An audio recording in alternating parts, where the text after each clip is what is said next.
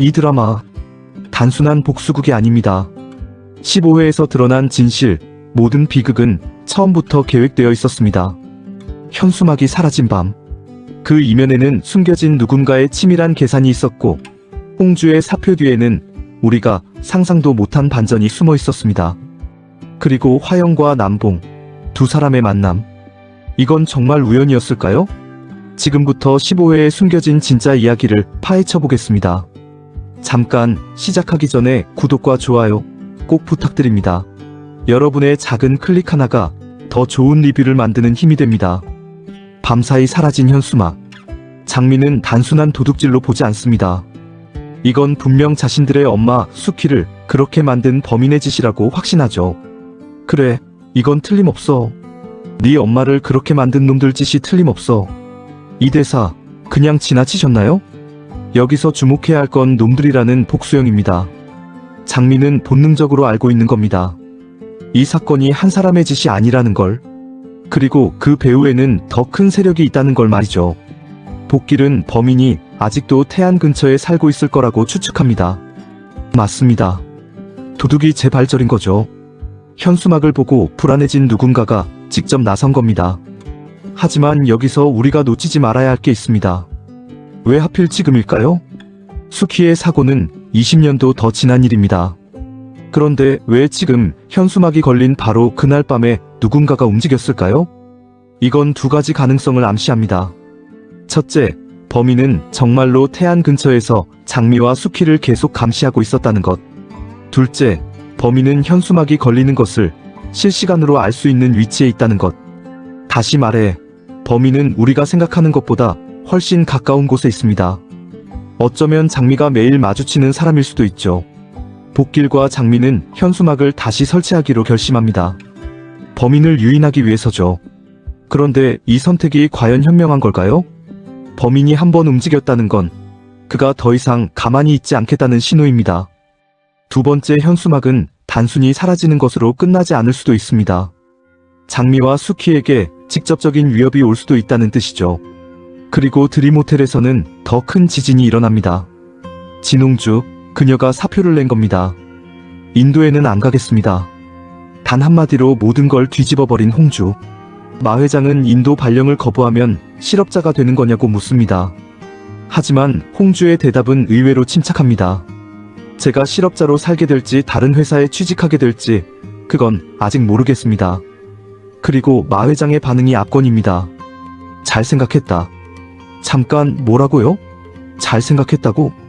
홍주가 회사를 배신하는 건데 마 회장이 칭찬을 합니까? 이건 명백히 이상합니다. 여기서 우리는 마 회장의 진짜 속내를 들여다봐야 합니다. 마 회장은 단순히 홍주를 쫓아내려는 게 아닙니다. 그는 홍주를 시험하고 있는 겁니다. 그래도 아쉽구나.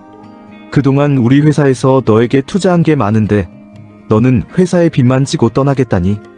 이 말의 진짜 의미는 뭘까요? 마 회장은 홍주가 언젠가 다시 돌아올 거라는 걸 알고 있습니다. 아니, 정확히는 홍주를 다시 불러들일 계획을 이미 세워놓은 거죠. 글쎄요. 제가 영원히 떠날지 그건 두고 봐야겠죠. 홍주의 이 대답도 심상치 않습니다. 그녀는 이미 무언가를 알고 있는 겁니다. 마 회장의 다음 수를 예측하고 있는 거죠. 그리고 결정타. 최대한 빠른 시간 안에 사표 처리해주세요. 마 회장은 홍주를 내보내는 동시에 무언가 더 큰 그림을 그리고 있습니다. 화영은 이 상황을 보며 불안해합니다. 이게 뭘 의미하는 거지?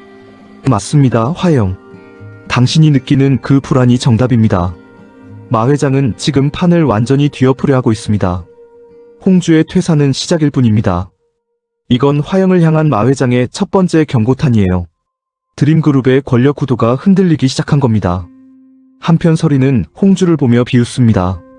좋게 헤어지자고요. 그동안 고마웠어요. 강준호에게 작별 인사를 하는 홍주를 보며 서리는 조롱합니다. 드림호텔 사표 냈어도 내가 월급 줄 테니까 내 가방 들어주고 내 차 운전해주고 내 드레스 들어주는 건 계속해. 몸종처럼. 이 장면 정말 충격적이지 않았나요? 서린이라는 인물이 얼마나 왜곡되어 있는지 적나라하게 드러나는 순간입니다. 하지만 여기서 우리가 봐야 할 건 서린의 표면적인 오만함이 아닙니다. 그녀의 깊은 내면에 숨어있는 열등감과 불안이죠. 설이는 왜 이렇게까지 홍주를 괴롭힐까요? 강준호 때문입니다. 설이는 알고 있습니다. 준호의 눈에 자신은 보이지 않는다는 것을. 그리고 준호가 홍주를 대하는 태도가 자신을 대하는 태도와 다르다는 것을 말이죠. 너 월급 얼마를 받아? 이 질문의 진짜 의미는 넌 나보다 못하잖아가 아닙니다. 왜 준호는 나를 안 보고 너를 보는 거지? 라는 질문입니다. 설이는 돈으로 살 수 없는 게 세상에 있다는 걸 처음 깨닫고 있는 겁니다. 그리고 그게 그녀를 미치게 만들고 있죠. 생각해보세요. 설이는 태어나면서부터 모든 걸 가졌습니다. 마 회장의 손녀라는 신분, 드림그룹이라는 재산, 화영이라는 전략적인 어머니. 하지만 그녀가 가지지 못한 게 단 하나 있습니다. 진짜 사랑입니다. 마 회장은 설인을 사랑하지만 그건 손녀라는 역할에 대한 사랑이지 설인이라는 인간에 대한 사랑이 아닙니다. 화영 역시 설인을 자신의 권력 게임의 도구로 봅니다. 설인은 평생 사랑받은 게 아니라 이용당해 온 겁니다. 그래서 준호를 향한 집착이 더 심한 거예요. 준호는 설인의 돈도 신분도 권력도 보지 않습니다. 아니, 정확히는 그것 때문에 오히려 설인을 멀리하죠. 설인에게는 이게 처음입니다. 자신의 가장 강력한 무기가 전혀 통하지 않는 사람을 만난 게 말이죠. 홍주는 마침내 폭발합니다. 나 이제 내 똥 닦아주는 내 따까리 아니거든. 나 이제 드림호텔 사표했으니까 네가 내 상사도 아니고 아무것도 아니야. 통쾌한 한방이죠. 하지만 이 대사가 설인에게 진짜 상처를 준 이유는 따로 있습니다. 아무것도 아니야. 설인은 평생 무엇이었습니다. 마 회장의 손녀, 드림그룹의 후계자, 화영의 딸. 하지만 그녀는 한 번도 진정한 누군가가 되어본 적이 없습니다. 홍주의 저 말은 설인의 정체성을 정면으로 부정하는 겁니다. 그래서 설인은 더 무너지는 거죠. 강준호가 나타나 설인에게 말합니다. 사람 그렇게 깔아 뭉개고 무시해도 되는 겁니까? 준호의 이 한마디가 설인에게는 최악의 일격입니다. 자신이 좋아하는 남자가 자신을 위해서가 아니라 다른 여자를 위해 자신을 비난하는 겁니다. 설인의 표정을 상상해보세요. 분노와 수치심, 그리고 깊은 상처가 뒤섞인 표정이었을 겁니다. 이제 이 에피소드의 하이라이트입니다. 채화영과 강남봉의 만남. 스테이크를 먹으며 나누는 대화. 겉으로는 우아하고 세련된 식사 자리처럼 보입니다. 하지만 이 장면을 자세히 들여다보면 섬뜩한 진실이 보입니다. 나라별로 스테이크 먹는 방식이 다른데요.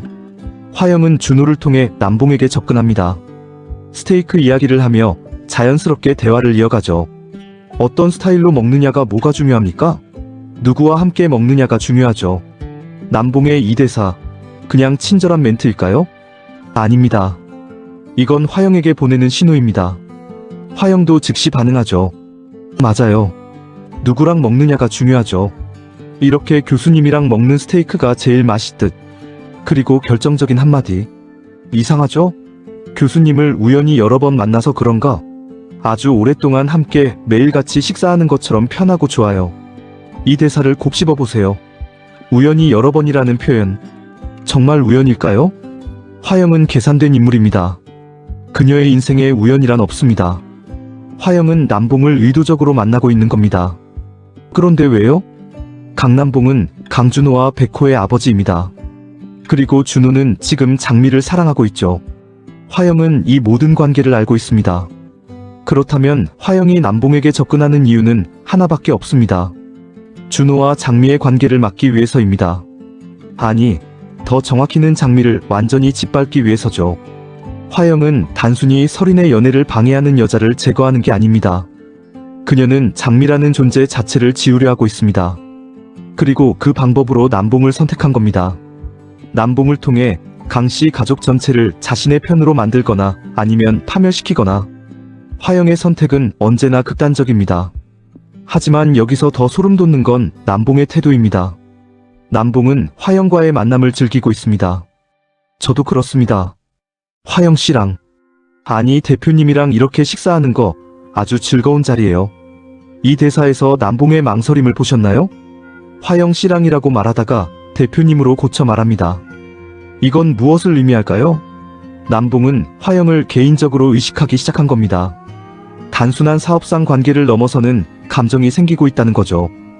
교수님, 화영 씨라고 제 이름을 불러주세요. 교수님한테는 이름으로 불리고 싶어요. 화영은 한 발 더 나갑니다. 이름으로 불러달라는 요청. 이건 관계의 변화를 요구하는 겁니다. 공식적인 관계에서 사적인 관계로의 전환을 암시하는 거죠. 그리고 남봉은 거절하지 않습니다. 여기서 우리는 중요한 의문을 가져야 합니다. 남봉은 정말 화영의 의도를 모르는 걸까요? 아니면 알면서도 빠져드는 걸까요? 남봉은 영자와 결혼해서 평범하고 안정적인 삶을 살아왔습니다. 하지만 화영은 다릅니다. 화영은 전설의 스타 출신입니다. 모두가 동경하던 여신이었죠. 남봉도 젊은 시절 화영을 동경했을 가능성이 큽니다. 그 환상이 지금 눈앞에 나타난 겁니다. 그것도 자신을 원한다는 신호를 보내면서요. 남봉이 흔들리지 않을 수 있을까요? 교수님한테는 이름으로 불리고 싶어요. 이 물음표를 주목하세요. 화영은 명령이 아니라 질문의 형태로 말합니다. 이게 화영의 전략입니다. 그녀는 강요하지 않습니다. 선택하게 만들죠. 그래야 상대방이 스스로 빠져드니까요. 교수님과 가고 싶어요.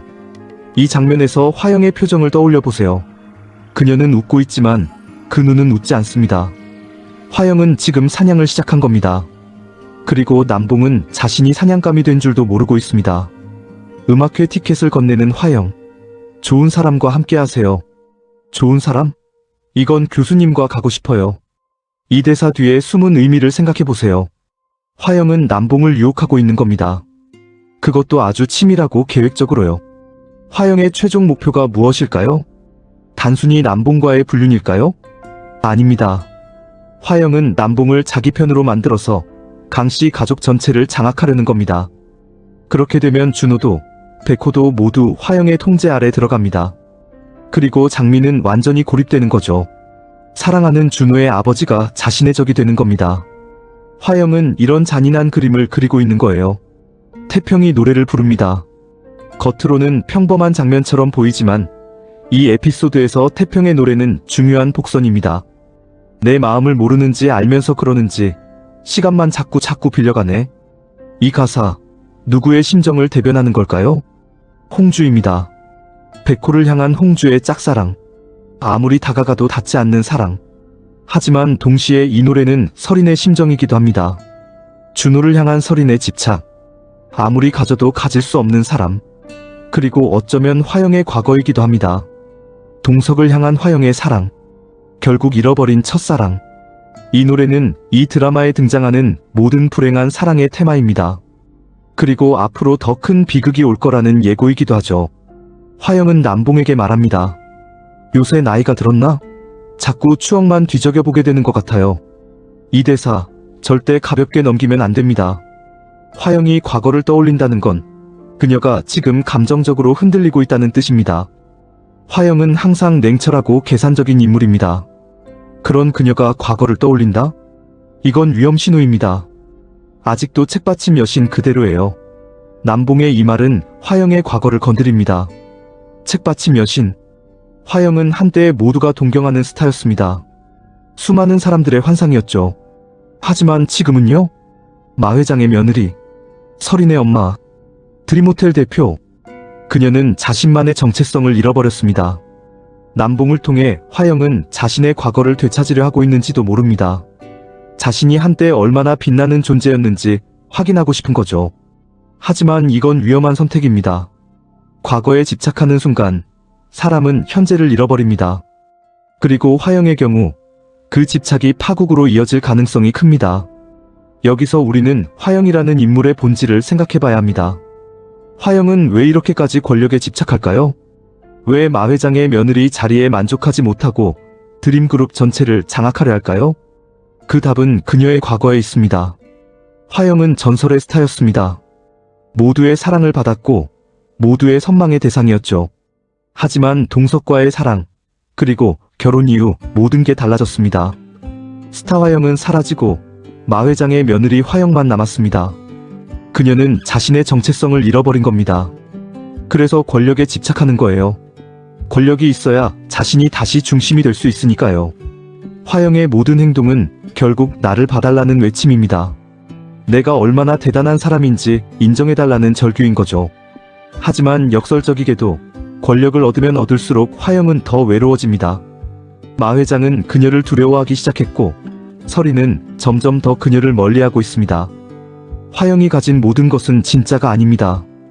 강요로 얻은 존중, 두려움으로 얻은 복종, 진짜 사랑은 하나도 없습니다. 그래서 화영은 남봉에게 더 끌리는 건지도 모릅니다. 남봉은 화영의 권력을 보지 않습니다. 그는 책받침 여신으로서의 화영을 기억하고 있죠. 화영이 가장 빛났던, 가장 순수했던 그 시절의 화영을요. 화영은 남봉을 통해 자신의 잃어버린 과거를, 잃어버린 자아를 되찾으려 하는 건지도 모릅니다.